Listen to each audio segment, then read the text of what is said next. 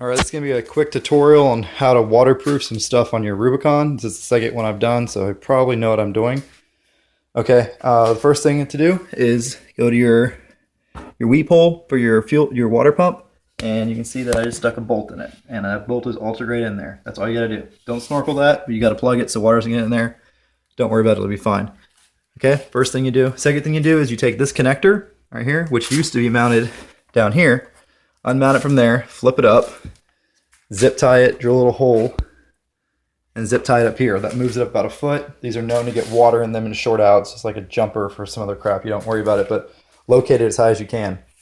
Next vent is your rear differential, which from the factory breathes right here. That is not high enough. That's just barely higher than the snorkel, factory snorkel. So you pull out of there. I routed it down here. Put a little connector with this line I got, which I really like. It's called Made in the USA Mr. Landscaper. That's right. It's sprinkler line. Works great. Really good stuff. Route it down through here nice and clean, up through here, and then it runs forward. And you can actually use this little clip piece that used to hold the fuel line vent. So you see how clean that looks? Yep. Anyways, okay. Then you got your fuel tank vent. So from the factory, it just runs right here, down here, and plugs into the back of the frame right here. You see this little nipple piece with my finger? You might not be able to see it. Anyways, right there on the frame, that's where the gas tank breathes from the factory. You do not want your gas tank breathing in your frame. Okay, so unplug it from there, route it like so, with a zip tie next to here, up to here, put a T in it, and then put an extension on it. All right, that's those vent lines.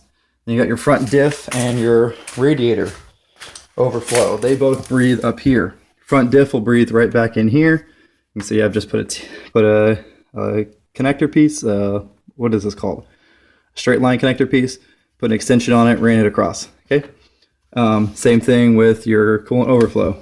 Put a little connector, little splice, run it across. And it works really nice. You run it straight across through there. There's almost like a little cavity.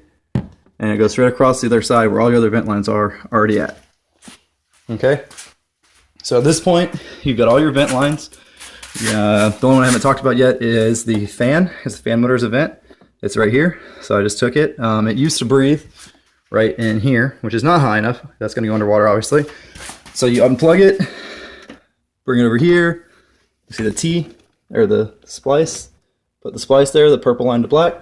All right, so now you got all your vents in one space. All 1, 2, 3, 4, 5 vents, right? Now they're all in one place. Now the way I mounted them here is kind of important. So you see how there's this loop? They all come together, have a zip tie here in a loop. This loop gives you some pull and push for steering. If you don't do that, they're gonna unplug themselves eventually. Okay, and this is a really clean part. They all come up here into the bottom of the headlight pod.